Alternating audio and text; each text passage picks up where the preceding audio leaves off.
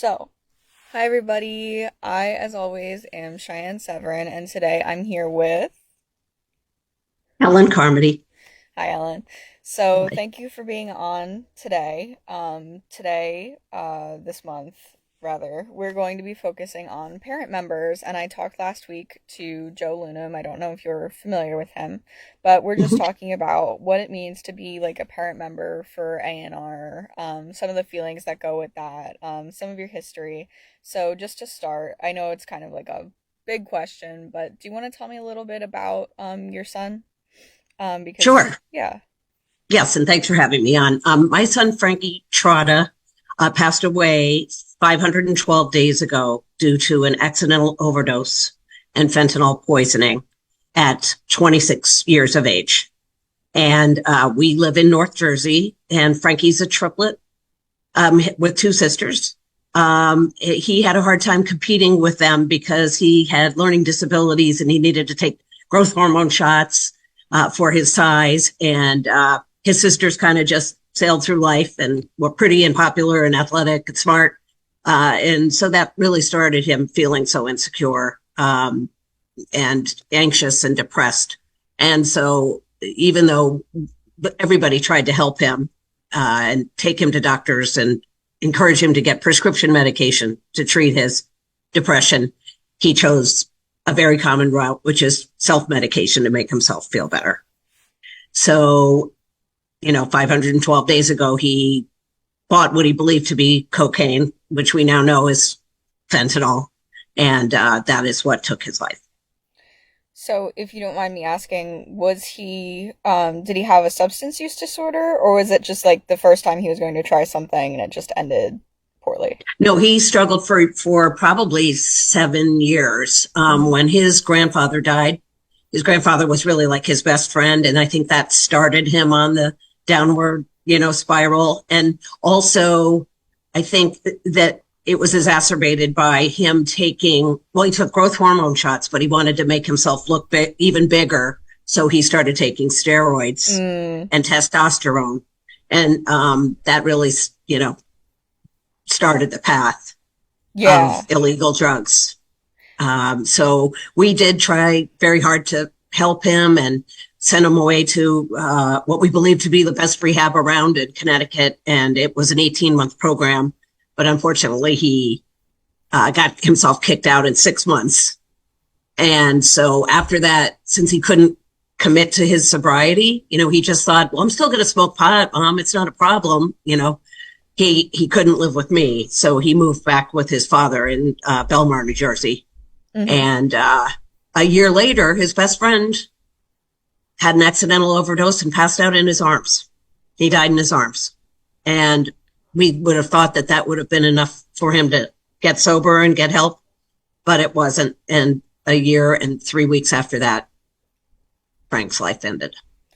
Yeah, usually, what happens with that, unfortunately, is, someone can be doing really good on the path to recovery, and then it's like a big incident like that, and rather than, being like an awakening, it just makes everything worse. And some people Yes. relapse.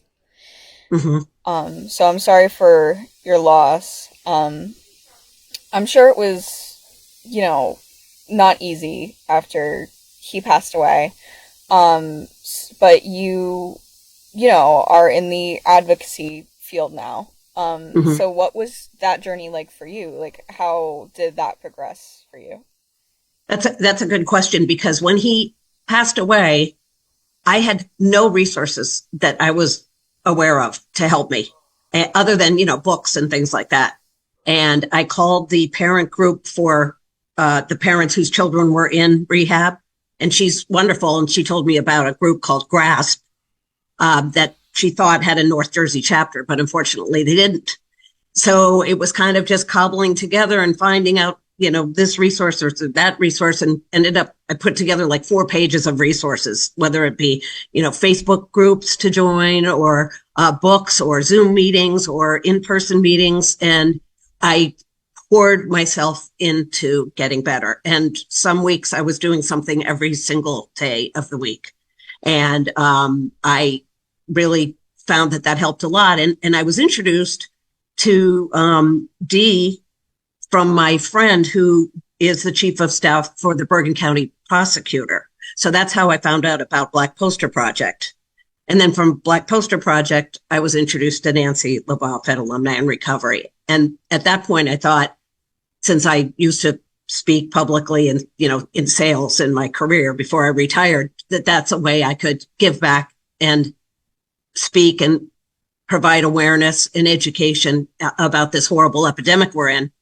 And that was my original intent. But now I'm finding that doing the speaking is the most healing thing that I've done. I'm just finding it tremendously gratifying. And I wish more parents would do it, because it's such an amazing way to illustrate that you're helping others. And that's how we all heal, isn't it? By helping others. So, can you go a little more into detail about that? Like, what do you mean? Like, what does speaking do, for you, like, emotionally? Like, how does that help you and help others, do you think? I'm very organized, so I really need to prepare every time I have, some kind of a presentation. And so in your preparation is research, and in research is more education. And the information that I've found and that I speak about, I feel is so helpful to every, I am concerned about the parents, right? If I get one parent to tell their kid, so many parents don't understand that 70% of the fake prescription drugs coming into this country are laced with fentanyl. Mm-hmm. So they may have a quote unquote good kid who doesn't even have a substance, use disorder.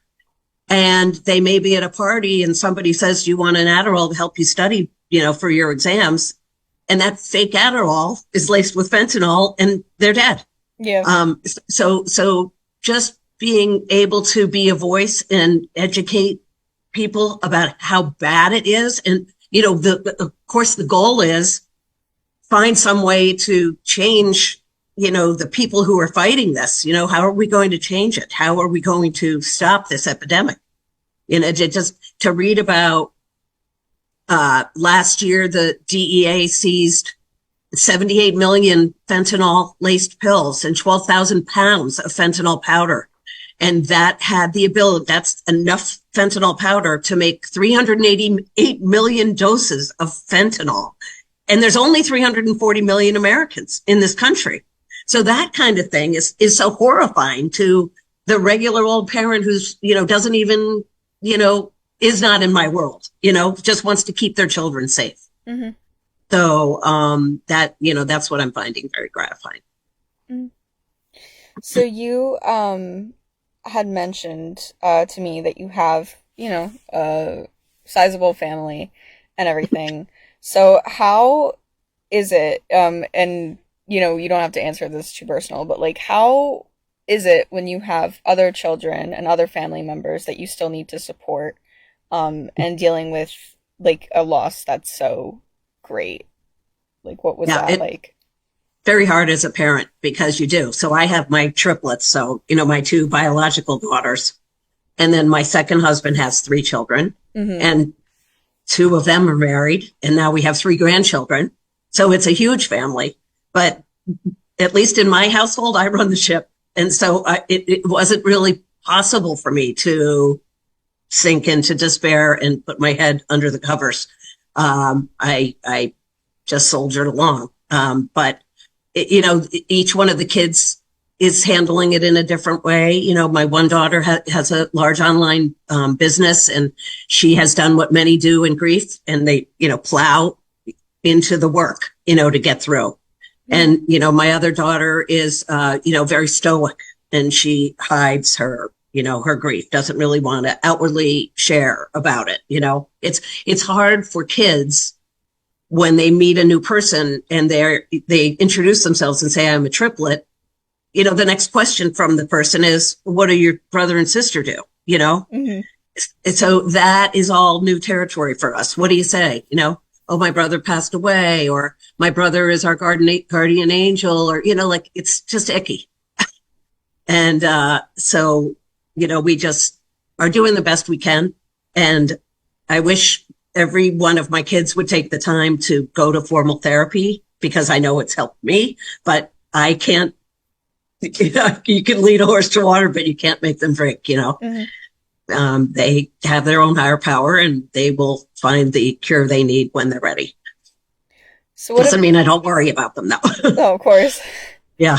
What advice do you have for anyone that's in a similar situation as you? Um, grief, as you know, it's for every individual is a different way of grieving. And what works for me wouldn't necessarily work for others. I mean, I have plenty of mom friends who aren't ready to go put their child in the Black Poster Project. It's too difficult for them, they aren't ready to go into like a group meeting that I go to once a month with like 15 other parents and outwardly share because it's very hard to do that and cry in front of others. So the only advice that I have is I present them with the resources that are available. If you like this book, this helped me. If you would like to go to a meeting, I'll go with you. That's all you can really do because it's different for every single person on what's going to help them. Do you think there's stigma that keeps parents from talking after they've lost a child to substance misuse? I can't agree more with you on this. In fact, my niece's good friend posted on Facebook about losing her niece, and her niece had died suddenly, and it was shocking. So it made me think what is it? It's either they've died by suicide or a drug overdose. So I reached out to that person and said, I'm so sorry. And if there's anything that I can do for you. And her reply was, she was such a good kid. She never had any problems. She didn't drink. She didn't do, drugs. And we just don't even know how it happened, but she took a pill and she died. And then my reply to her was, well, Frankie, he struggled for 7 years and, we worked really hard, but this happened. And then she came back and said, yeah, she was in rehab for a year. And it's like she didn't even want to tell me at the outset when I called her as a grieving mother. I think I lost you. Can you see me? Yeah, I can see you. Okay. I'll just pretend like I lost looking at you.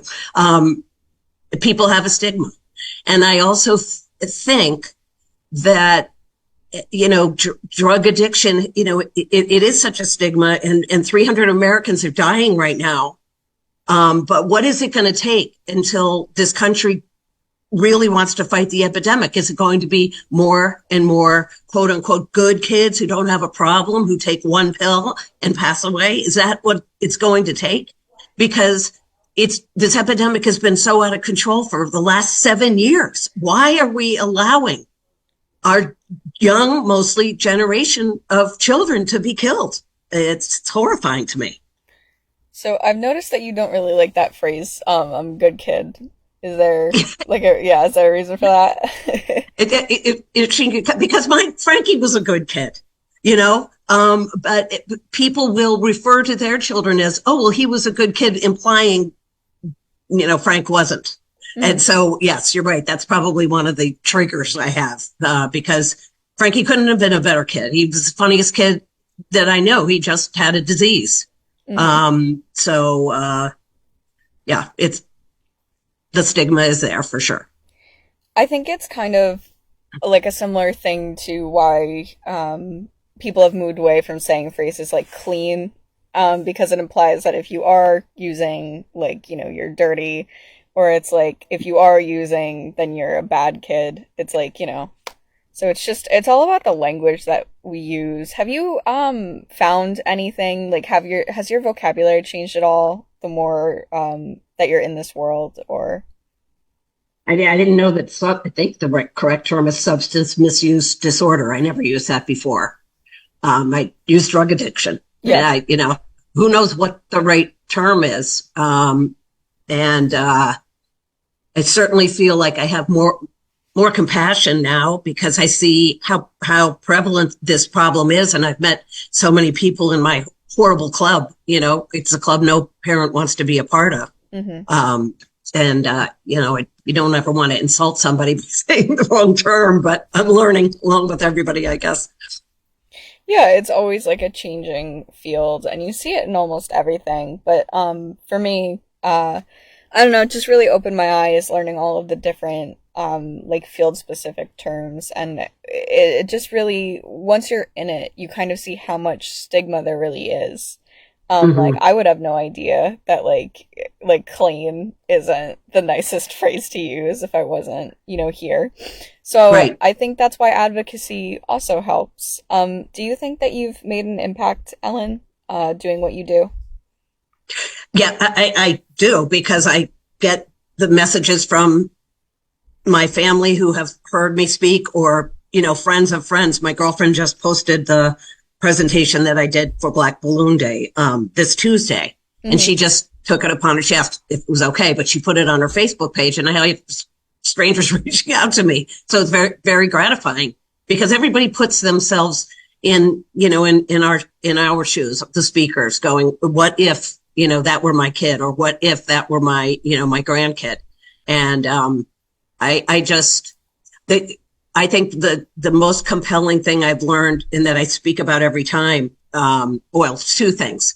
Jelly Roll, the musician, used a great analogy when he spoke in front of the Senate. And he said, can you imagine if a jet airplane carrying 300 passengers, because that's how many Americans die a day, dropped out of the sky? Would we be outraged and horrified and want, change? That's what we need to do for this, fentanyl epidemic. We need, so if I can encourage one person listening to that to go, yes, I'm going to either vote for the politician who's going to change that, or I'm going to talk to my neighbors and tell them about how bad this issue is, then I know I've made an impact. And, the other thing that I will speak about until my last breath is the Good Samaritan law, Hmm. because the dealers who were with my son didn't call 911 and get Narcan for him, and if they had, he'd be alive. And I don't think that a lot of young people know that. In fact, I speak with the police officers in my, town, like municipal alliance, and they say, we try to beat that into the kids' heads, but kids don't, they're afraid, they may be at a party in high school. And like what I always say, they may have a college scholarship and they're afraid that if they call for help because somebody is overdosing, or alcoholic episode, whatever it is, that I'm going to lose that college scholarship. And it's just not the case. And we need to arm our children with that knowledge so that they, save a life. Hmm. That being said, Ellen, we are at 1 minute till time. So do you have any last comments, questions, concerns before we end off today? No, other than, to thank you for having me on and that I, am really thrilled to be part of Alumni in Recovery because I know that I will honor Frankie's life and I know that he's looking down on me and is proud of the work I'm doing. And, if more adults, parents in my shoes could get involved, it would be extremely gratifying to them. Thank you for being on today, Ellen. I appreciate it. Thank you. Have a good day. You too now. Bye.